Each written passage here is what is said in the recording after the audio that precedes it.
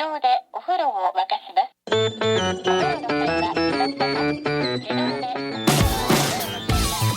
Hello, and welcome to another episode of No Such Thing as a Fish, a weekly podcast coming to you from the QI offices. My name is Dan Schreiber. I'm sitting here with Alex Bell, Andy Murray, and Anna Chisinski. And once again, we have gathered around the microphones with our 4 favorite facts from the last 7 days. And in no particular order, here we go. Starting with you, Andy Murray. My fact is that in Peru, depictions of the Last Supper show Jesus and his disciples eating a guinea pig. That's what they do. That's what is there. There's one particular famous painting by a guy called Marcos Zapata, who painted in 1755 a very large painting, fresco, whatever it is, of the Last Supper, and Jesus and his disciples are all sitting around a guinea pig which has been char-grilled and barbecued. Is there any chance that they would have eaten a guinea pig back then? Was that food back then? Well, not in the Middle East, I didn't think. Did they come from the Middle East? Oh, sorry, in the Middle East. Sorry, I thought you meant were they taking it to South America, and because they ate guinea pigs in South America, which they did. Which they did, okay. Yeah. And they still do. They're really popular. Yes, they're huge, yeah. They eat 65 million every year. Wow. Which is a lot. Each. And they get roasted and impaled on skewers, and then they're normally brought to your table whole and they cut into 5 pieces. So they're quartered, and then they remove the head as well. What? Apparently the cheeks are really nice because they're crispy. And presumably because they keep food in them as well, so they come pre-stuffed. Yeah. You've just got some extra seeds. I was reading that more rabbits and chickens are used as guinea pigs than guinea pigs are. Yeah. For science research. And obviously mice and rats are the big ones. But guinea pigs just are not ever really used much for science. However, I then also read, and I read this was in Squire, the QI database, 23 Nobel Prizes in medicine have been won thanks to guinea pigs. Wow. Yeah. So why did the term being used as a guinea pig, was there a time when there were Maybe there were a used? few, I mean, if 23 Nobel Prizes, there It's must be a because- time, yeah. It's from the 1800s, and it's when it was Robert Koch, wasn't it, who was a leading germ scientist in the 1800s, and he did a lot of his experiments on guinea pigs, I think, in the 1880s-ish. And so he coined the term, or someone coined the term about him, and people just started using it. But yeah, it's very uncommon to use guinea pigs, I think, at a ratio of about 1 to 1,000 in favour of using mice and rats instead. Guinea pigs are, I think, the only other mammals, except for humans, that can get scurvy. And that was one thing we used them for, is finding out the cause of scurvy, is transferring our scurvy into the guinea pigs. No, finding out the cause of scurvy, which we did. But yeah, they can get it. So all other animals are able to create vitamin C internally, but we can't, guinea pigs can't. Wow. We're together in that. And also, guinea pigs, unrelatedly, were the first creatures to have a pap smear done on them. What? You know, a cervical smear test? Yeah, I know what the. I know right, what okay, it is, cool, yeah. So Mr. Papanopoulos, whatever he was called, when he went to America, wasn't allowed to experiment on any humans, and so he just took lots of guinea pigs and had to work out their menstrual cycles, which he found quite difficult, I think, for quite a long time. Did he have tiny stirrups for their legs when they sat in the chairs? Yeah. What, and he'd leave them alone in the room to set themselves up and then come in, put on the gloves. Have you ever seen a guinea pig hobbling a little bit? That's what they've just been doing. Creating awkward conversation about, plans for the weekend. In pre-Spanish South America, in Peru, in a city called Cuzco, I think is how it's pronounced, 1,000 white guinea pigs were sacrificed every year in the square to appease the gods and to stop them, harming the crops and things like that. Yeah. Wow. But there is a ceremony today where you go house to house and you collect loads of guinea pigs from people. It's called Jakatsari, I think. And then you release them in apparently a mock bullfight, which I think sounds brilliant. In a tiny ring. You put tiny horns on them. Wow. Is it a bullfight in that people oppose them? Oh, yeah. Getting flipped over into the crowd. Just a matador versus a guinea pig. The Pamplona guinea pig run would be amazing. All the headlines the next day, 3 more gored in guinea pig accidents. Just quickly, back to the original fact. So this picture of the Last Supper, was this the Cusco Cathedral one? It was the Cusco Cathedral. Yeah, because there's a lot more items on that table as well that they seem to have identified as part of the Last Supper. So to represent the 12 disciples, they had 12 dishes on the table. So that includes prawn soup, very nice, polenta, salad, corn cake. There was rice with milk, cake, yellow bread. It's quite cool. It's quite a variety. It sounds like they've cooked in. They didn't order out from somewhere. Yeah. I'm also so skeptical that when people claim to be able to identify very specific types of food. Oh, it's prawn soup there? One of them is handing the menu back to the waiter, pointing with his finger at the prawn soup. That's how we There's know. a specials menu in the background if you look very closely. So, speaking of items on the table, in Da Vinci's Last Supper, there's lots of stuff, again, strewn over the table. The first thing is that there are oranges there, which is a mistake, as it were, because oranges weren't around in the Middle East until centuries after Jesus was supposed to have been around. And the other thing is that in 2007, an Italian computer technician announced that he had discovered a secret song that was hidden in Da Vinci's Last Supper.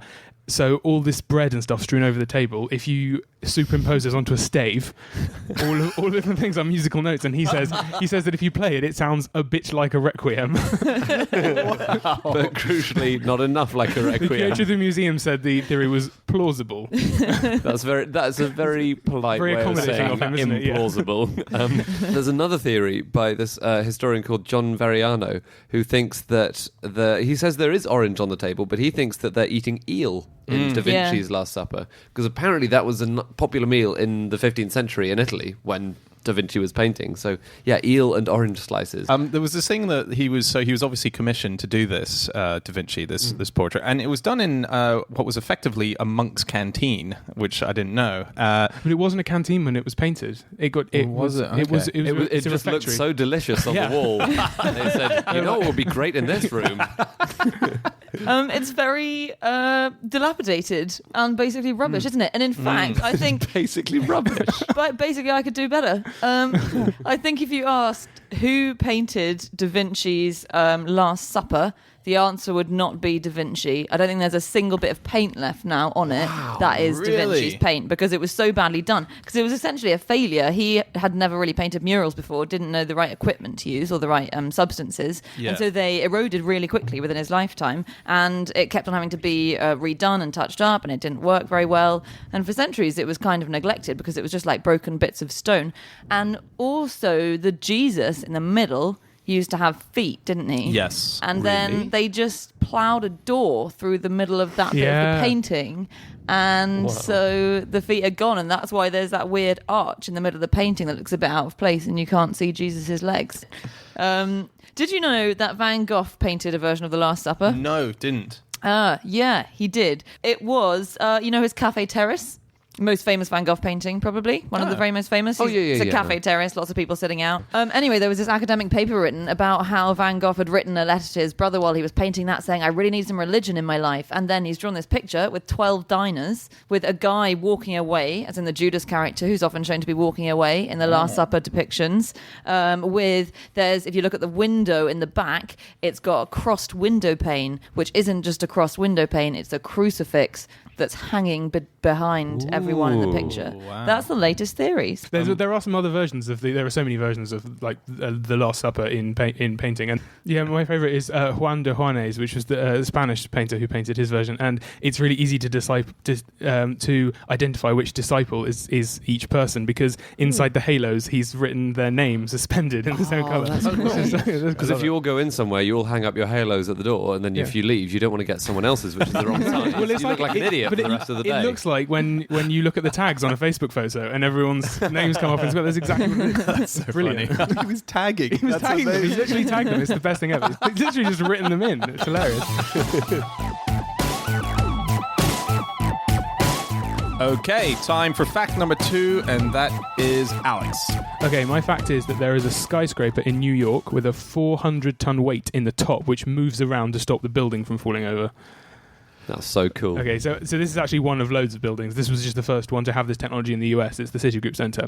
I mean, everyone has probably heard about how tall buildings often are built on flexible foundations. They've got they're basically sitting on big springs, so it insulates them from earthquakes and it makes them sway slightly. But another problem with really tall buildings is not just earthquakes; it's that the wind might blow them over because they're so big. So there's this technology called tuned mass damping, which is basically a really heavy weight, usually several hundred tons heavy, that's installed installed in the top floors of the skyscraper, and the weight is attached to pneumatic supports or cables or something. And the building has a computer system which works out which direction the wind is coming from, and it shifts a weight into that direction so that the building leans into the wind slightly, and it can reduce the amount that the building is swayed by the wind by about 50% or sometimes more. Wow. So I'm never going into any building which has this technology. But this is the thing, when you start looking into how these buildings stay up and technology we use, you don't want to go in any of these skyscrapers because they just don't seem, you wonder how any building stays up, even a couple of stories high, because it's just so sort of scary.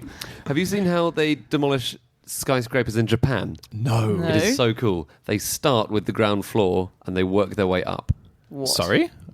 Yes. They've also mastered levitation. does it just drop down one floor and then they get to the... What do you mean? Genuinely, they do this. So what they do is they take the ground floor and they replace all the building supports with hydraulic jacks, right? So really, really enormous, steel pillars to the height of the first floor.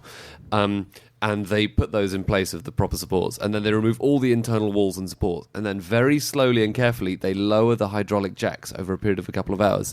And then, boom, you have now a building which is one story shorter, and then you do it again, and you do it again, and you do it again, and it's a way of very slowly just so completely cool. Isn't it amazing? That's a bit like how big cranes put themselves together and dismantle themselves. You build the top bit, and then they're all built in segments, a bit like Lego, and it slides in the bottom segment and shifts itself up and slides in, and obviously you're using the actual, the cables in the crane to move this stuff around, so it's literally building itself. I've been asking that question for years without ever thinking to Google it. I've always wanted to know how a crane gets there. Yeah, it's amazing. That's awesome.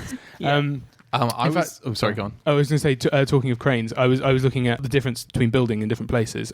One of which is this law called protected view laws, and it's basically the idea that there are lots of views from one place to another in London which you can't obstruct. Do you know the cheese grater skyscraper? It's basically it looks like a giant cheese grater because it just looks like it has a whole huge slice chopped off it. The reason it's that shape is because there's a pub on Fleet Street from which you can see St Paul's Cathedral, and when they tried to build a building, they were told they weren't allowed to impose on the views. No. They've had this huge skyscraper now sort of leans one way. Wow. No. Isn't that ridiculous? Yeah. There are 13 of the main protected view laws from one park to another landmark which you can't put anything in front of. Anna and I went to Greenwich very recently to the museums there, and we saw Greenwich Mean Time, the meridian line, cool. And the laser. There's this big green laser that shoots out, and so at night that's what you see. It shows you time. It's the line of time, and basically what happened was a new building structure had gone up across the river, and the laser went directly into one of the rooms of this apartment block, and they complained, and so they've had to change the line of time. It's just pointing a bit higher now because... That's so funny. Because the residents were getting slightly nervous. He was going into some's bedroom, right, and just hitting his bedroom. So he was trying to sleep with this enormous laser coming through his bedroom. Laser of time. Laser made of time.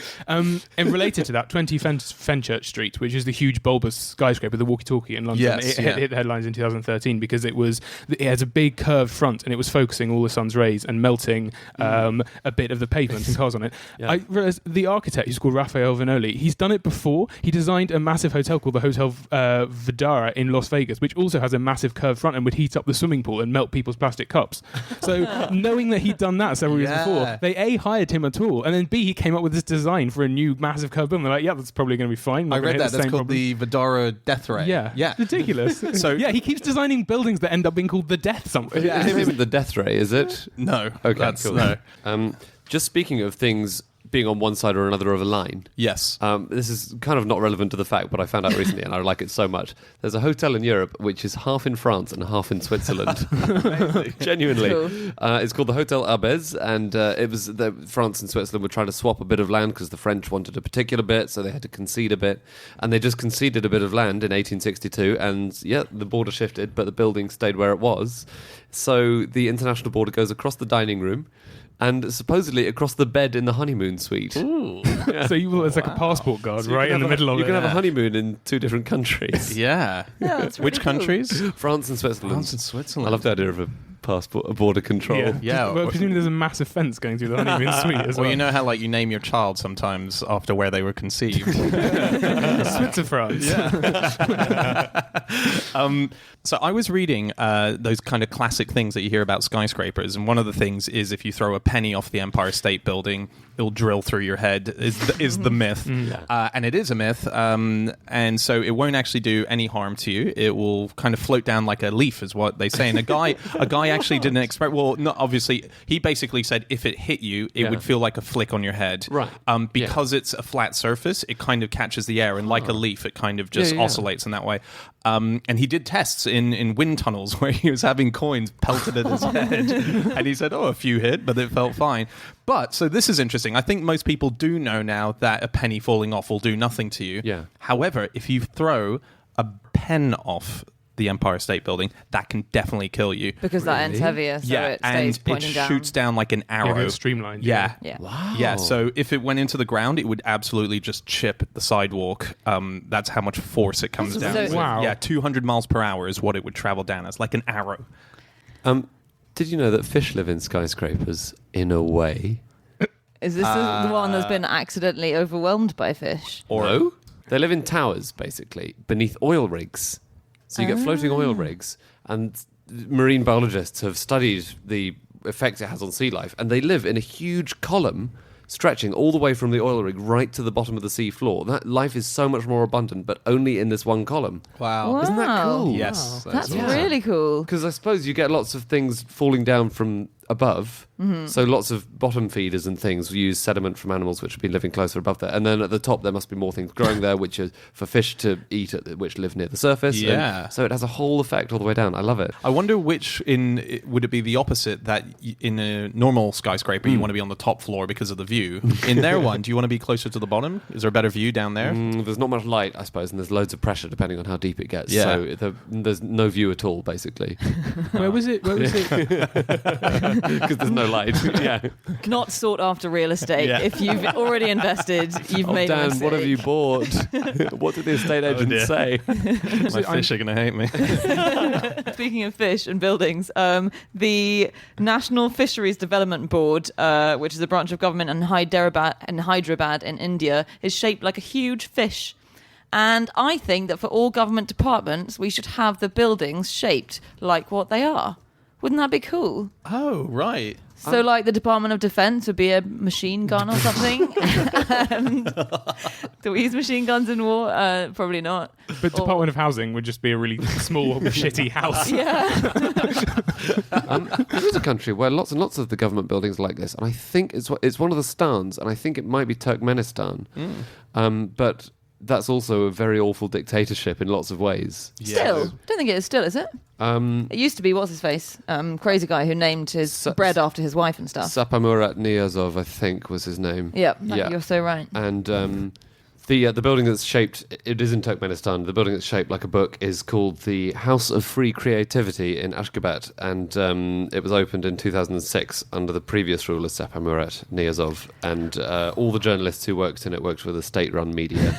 There are no foreign media allowed, or there weren't at the time, and there was also almost no free internet access for the population. God. That was the House of Free Creativity. That is one of the most Orwellian real life things I've ever heard. Unbelievable.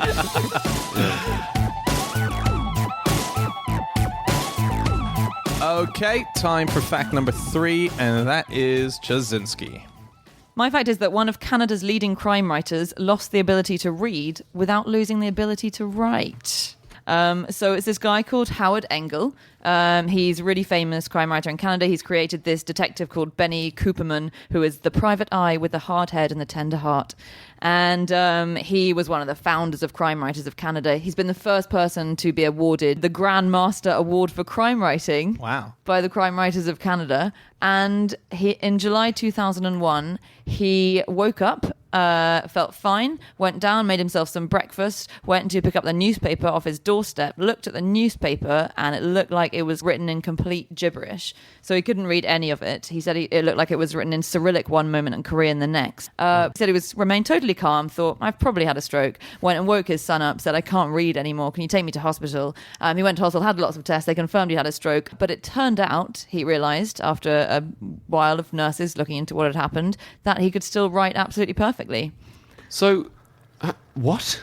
Isn't this mental? So he's quite an amazing case. He's worked incredibly hard, and Oliver Sacks has written an amazing piece on him. He's worked really hard to teach himself to read again. So basically, he's lost the visual ability to read. But he's turned it into a sensory ability instead. So when he's trying to read, he'll shape out the shape of letters either with his hand in the air, or actually he reads with his tongue. So he makes the shapes of letters on the top of his mouth as he's reading them, because he recognizes the shapes, like the touch of them. Oh, wow. Because he can't recognize it like with his eyes, like the visual cortex part has died. Yeah. And so he said that he bit his tongue recently, and he said that rendered him illiterate for weeks and weeks. Wow. But he's taught himself to read again very slowly, but he does go now back over his books and properly try and edit them as much as he can. He's doing it fast enough that he can almost keep up with subtitles on a foreign film. Like, that's how fast he can write with his tongue on top of his mouth. He can read half the them, yeah. subtitles. He said almost. I can almost follow the film. I read that, yeah. Just quickly, Oliver Sacks. So Oliver Sacks wrote about him in his book, The Mind's Eye. He also wrote an afterwards to Engels' book, which was called The Man Who Forgot How to Read.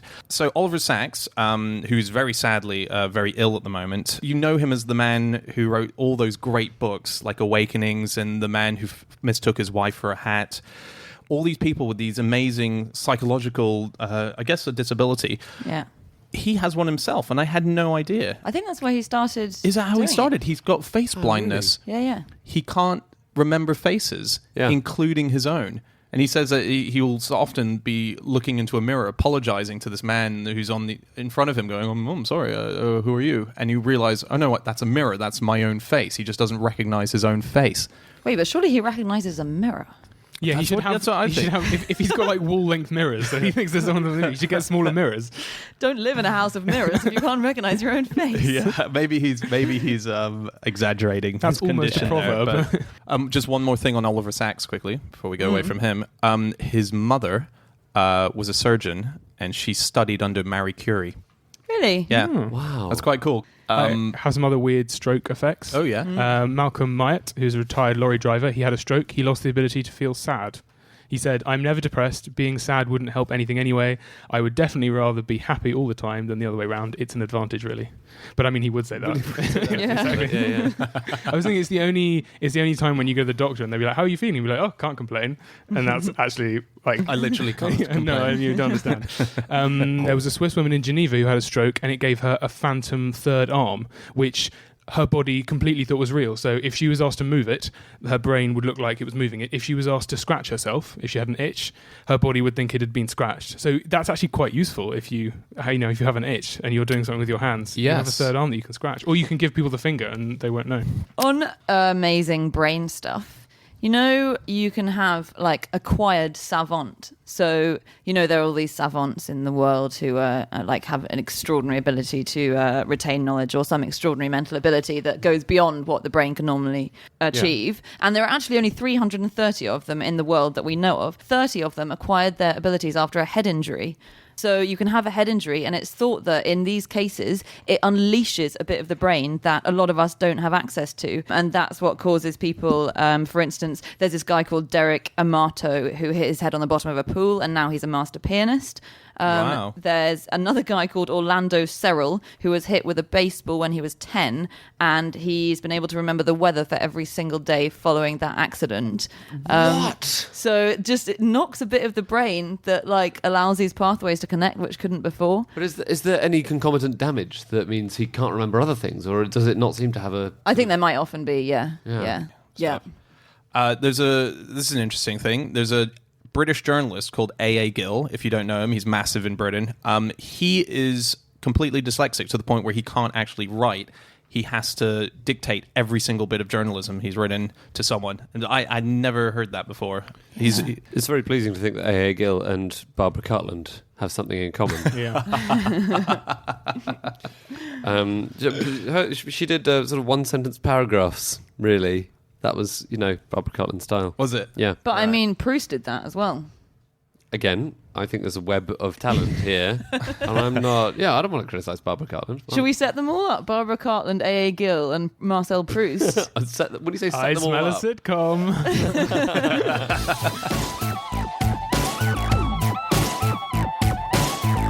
Okay, time for the final fact of the show, and that is my fact. My fact this week is that Steve Wozniak, the co-founder of Apple and the inventor of the personal computer, met his wife on a dial-a-joke call.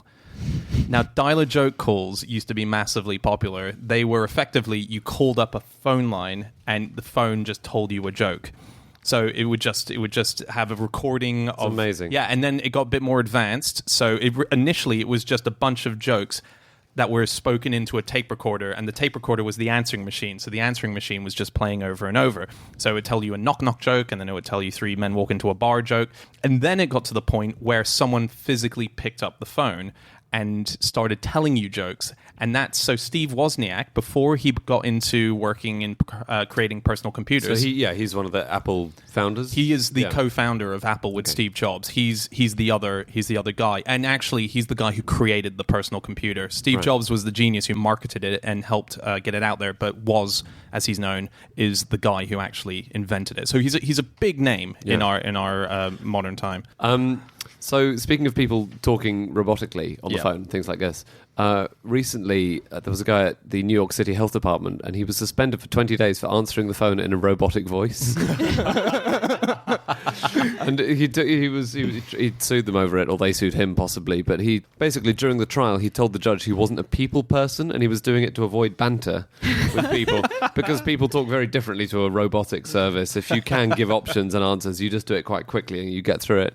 So yeah, that's the reason he did it. It was interesting. Wow. The people who voice Siri. So there's a guy in the UK who voices the male voice, and a woman called Susan Bennett in the US, and they were specifically chosen to read out and record all the words for Siri because they have very monotonous voices. So they might have trouble anytime they ring someone up. They just get hung up because they assume they're PPI. One of those guys is called John Briggs, and his voice is everywhere. He's been a voice artist for 30 years, so his voice is really everywhere by now. So once a friend of his was walking past his daughter's bedroom and heard John Briggs' voice coming from inside. It turned out the child was playing a game with animated penguins who all had the voice of their friend, John Briggs. At one point, Briggs himself got a phone call from himself trying to sell payment protection insurance. Can you imagine? So on Steve Wozniak, so he sounds like the most annoying college student. He built this little circuit. I don't even know how the technology would work at all, but he built a circuit that would jam TV signals. And then when they were in college and all watching TV with friends, then he would trigger the circuit that he built in his pocket so that the TV signal would jam, and then someone would go up to try and fix it. And as they fiddled about with the aerial, then he'd stop it from jamming, so the TV would be okay. Then the person would go back and sit down. He'd put the circuit on again, so they'd go and fix it. And eventually it got to the stage where whenever him and his friends got together and were watching TV, they'd have to have one person all the time holding the aerial because he'd convinced his friends that was what was required. Yeah. How annoying is that? That was annoying. I saw Steve Wozniak talk in Edinburgh a few years ago, and I thought, I'm listening to one of the greatest, happiest, most enthusiastic. He was a prankster. He did a lot of pranks, and there's nothing sinister about what he was doing there. He's obsessed with pranking. Wasn't he one of the people who developed one of the first universal remotes? Or was that someone else? That is him. That yes. sounds like he was kind of basing it off. Yeah. He absolutely loved pranking, and that's kind of the thing that when Steve Jobs and him were introduced to each other, that was one of the sentences that said, "You guys will love each other because you're pranksters." Because they did freaking, didn't they? They did Phone do freaking, yes. which is basically pranking. Yeah. So just with the dial-a-joke thing, he was the first person to set that up in the San Francisco Bay Area. So he ran dial-a-joke in the place, and then he eventually went to the phone calls. When his wife called him, or his future wife rather, his opening words were, "I bet I can hang up faster than you," and hung up on her straight away. That was her phone call. She called back immediately, and then they started talking. Hard to get. Hard to get. Exactly. Playing hard to get straight away. It's like the opposite of you hang up. Yeah, exactly. Me hang up. No, me. Hello? So was the Apple computer just a massive prank then? The battery life certainly is. Whoa! Speaking of Apple Computer, have you heard about the San Francisco Recycling Center that's had to put a big call out asking for the owner of an Apple computer because this elderly woman, so I think 70-something-year-old woman, her husband had recently died and she got a bunch of stuff out of his attic and she handed it into the recycling center to sell on. And it turned out that one of the things that she handed in was an Apple I computer, which is made by Steve Wozniak himself. Wow. There are about 200 made. I think there are about 60 left in the world. It's worth $200,000, for which they've sold it, and now they owe this woman, as part of the you give things into the recycling center agreement, they owe this woman $100,000, and they don't know where she is. So Facebook and Google and loads of different internet companies have put out... She's given away a computer. Yeah. Maybe have you put a sign up somewhere? Such a dick. They don't want to give her the money. Yeah. Well, we've tried emailing her. Yeah, we've written to her MySpace page. But one of the reasons all the Apple I computers are so scarce is because when Apple II came out, Steve Jobs and Steve Wozniak gave all the Apple I owners incentives to give them back. You know, they would give them money off the Apple II because really? Steve Wozniak was the customer support, and when anything went wrong, they wanted it back to find out what was going on wrong. And then they destroyed them afterwards. So, just on robots. Yep. Just going back to robots very briefly. Did you know that Samsung has a robot shaped like a bottom? Oh, And I have seen it. It repeatedly sits on phones to test them.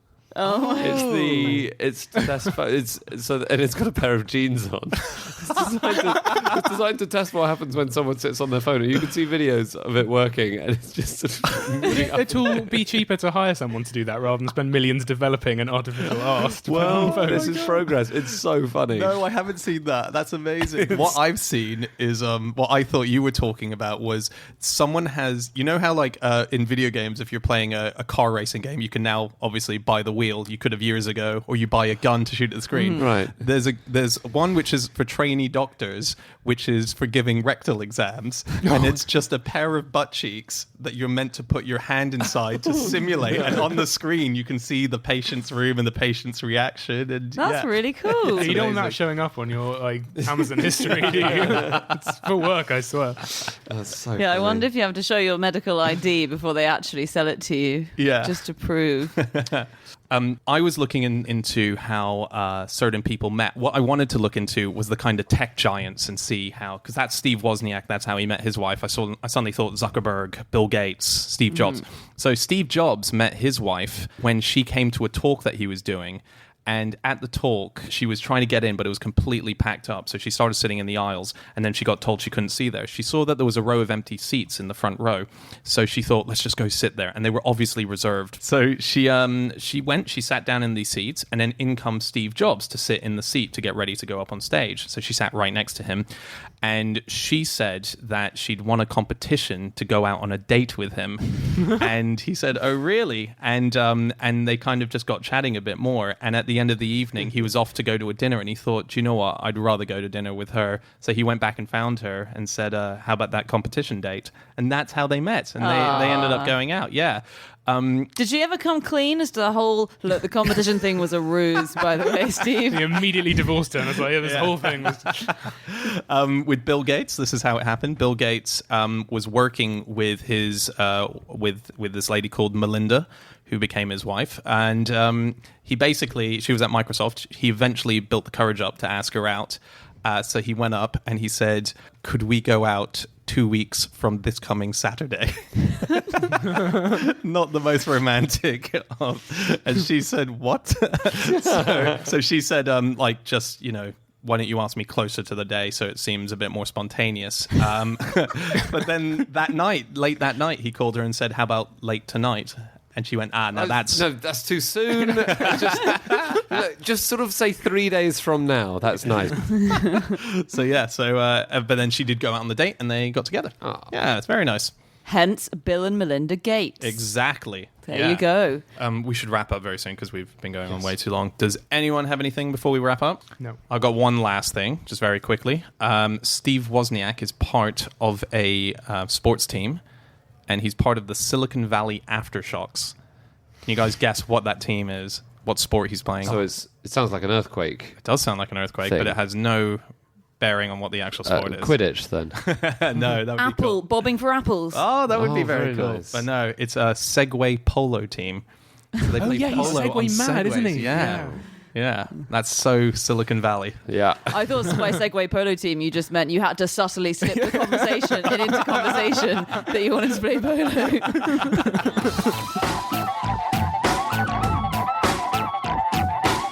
Okay, that's it. That's all of our facts. Thank you so much for listening. If you want to get in contact with any of us about the things that we've said over the course of this podcast, we can all be found on Twitter.